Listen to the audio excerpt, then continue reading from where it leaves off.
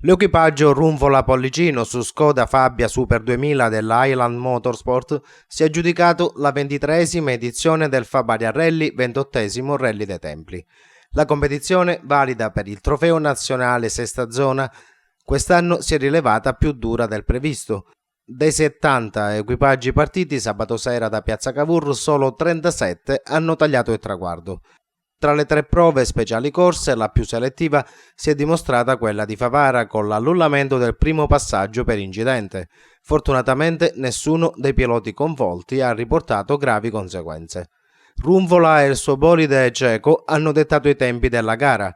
A inseguire il pilota cefaludese solo il vincitore della scorsa edizione, ovvero Pietro Gandolfo, navigato dalla fidanzata Stephanie Racker, che a bordo della performante Peugeot 207 Super 2000 ha chiuso al secondo posto, distanziato dalla Skoda di Runvola di 19 secondi.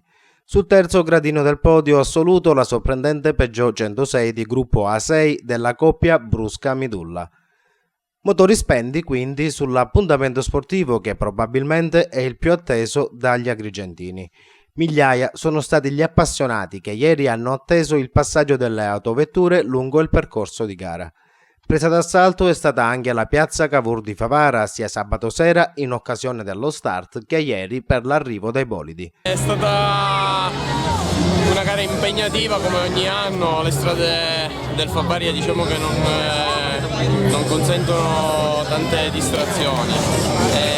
La prima volta che correvamo con la Skoda ci siamo trovati fin da subito molto bene, una macchina professionale. Volevo ringraziare il team per avermi messo a disposizione un mezzo così, la scuderia, gli sponsor, insomma tutto è andato benissimo.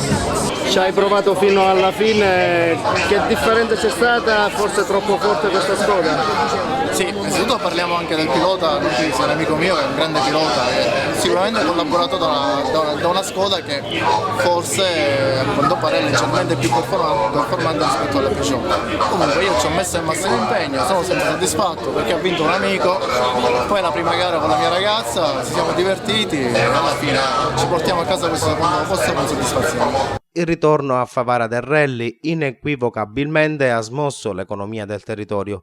La presenza in zona dei membri di equipaggio, dei meccanici e dei tanti tifosi ha permesso alle strutture ricettive di lavorare incessantemente e di questo va dato merito a chi si è speso in tal senso.